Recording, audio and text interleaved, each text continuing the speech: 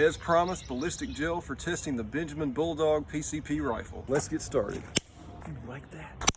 So here we have an FBI standard 6x6x16 10% gel block from Clear Ballistics. For today's test, we'll shoot from 40 yards. Now place your bets. How far can my wimpy little air gun make it into this block? Oh yes, check that out. If you guessed complete pass-through and then some, you were correcto. The bullets I'm using here are 158 grain .358s that I cast myself using a Lee Precision bullet mold using the softest alloy I can work up, about a 6 to 8 BHN, about like fishing weights. Very different from what you would use with firearms. I began this test, of course, with a full tank at just under 3,000 PSI, which usually gets these bullets going just under 800 feet per second. And I'm not refilling between shots just so we could see how things change as tank pressure drops. So shots 2, 3, and 4 gave the exact same results. So skipping ahead to number 5, here it is at full speed.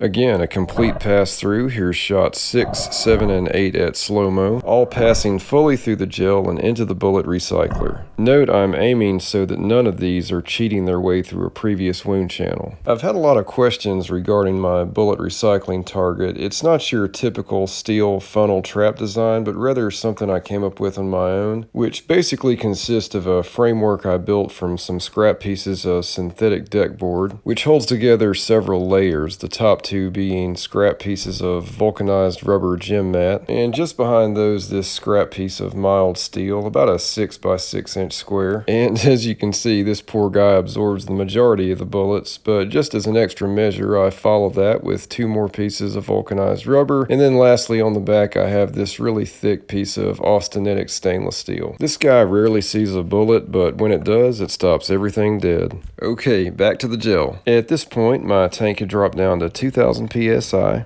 and I flipped the gel over just to get a better view of the unshot portion to decrease the chance of shooting the same spot twice. And here's shots 9 through 11 at regular speed, and you guessed it, all the way through, all 3. Now here's 12 through 16 in slow-mo, and it's pretty interesting at this part. You can actually see on some of these that the bullet is just getting dribbled back and forth between the back of the gel block where it exits and bouncing back and forth between that and the rubber piece of gem mat on the recycling target. At this point the tank was down to about 1,000 PSI and the bullets were crawling out at 471 feet per second. And with the last couple of shots I'd already been having to start to hold over a couple of inches, but now things were getting drastic. At least that's the excuse I'm going to give you anyway for what I'm about to show you.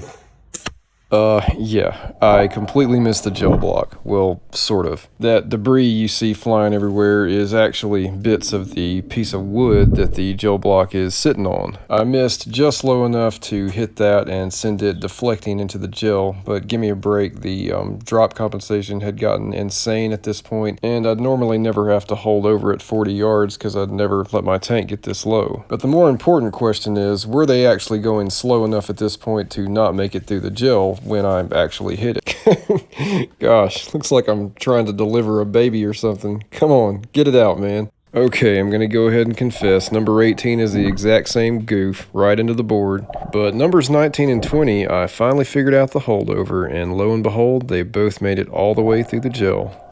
And number 21, hit that board again. Tank is now just under 1,000 PSI, and that last shot went 414 feet per second. Now, as you watch 22 and 23 make complete pass-throughs as well, I want to tell you about something I started to think about at this point. Those of us that are bow hunters don't really think anything of it when we send an arrow all the way through a deer, while even using broadheads and the arrow only going about 285. So it should really come as no surprise when a semi-wad cutter going 400 feet per second gets all the way through a block of ballistic gel. But hold that thought for just a minute while we acknowledge these last 2 shots. Number 26, a disgusting low miss, but number 27 would be the first to be stopped by this 16-inch block of ballistic gel. So with that final shot, we were down to 343 feet per second, and the tank down to about 600 or so PSI. Now the 2 shots preceding this one, since they were misses, we'll never know what they could have done, but seeing how far this one made it through, I dare say they just might have gotten through. Now I'm sure you noticed this bullet is facing backward. I don't know if it tumbled in flight or actually during penetration, but either way, I'd probably chalk that up to the very low velocity, which would never be the norm. Okay, now that we've established that an air gun like this gets plenty of penetration on a full tank and even on not so full of a tank, let's talk about something that could possibly be improved in this setup. Now before I go dissing my current bullet choice, you should know that this rifle using this bullet is 8 for 8 on white-tailed deer for me. All of them good, clean, humane kills. A couple of those may or may not have been headshots, but the ones that were vital zone shots definitely make up the majority. On these, the penetration left nothing to be desired. For example, this nice buck I got a few years back, you can see how it entered one side of the rib cage, went perfectly through the heart, and exited right out the other side. This deer did not go far at all, only about 45 yards. However, it was in very dense cover, and despite the good penetration, you're not going to get much expansion with this type of bullet at this velocity, penetration or not. That being said, my vital zone shots have never given me much, if any, blood trail to follow. In fact, in the case of that buck, I would have never found him if it weren't for the nose on this good girl right here. Since getting this gun, I've always prioritized adequate penetration over expansion, due to it being underpowered by comparison to a rifle that's an actual firearm. But seeing what we saw here today, the penetration is actually pretty extra. I think we just might have enough power to experiment with a hollow point design and start making some really nice wound channels that result in some even nicer blood trails. In fact, as I speak, I actually have a new mold with a hollow point design headed my way from the good folks at NOE.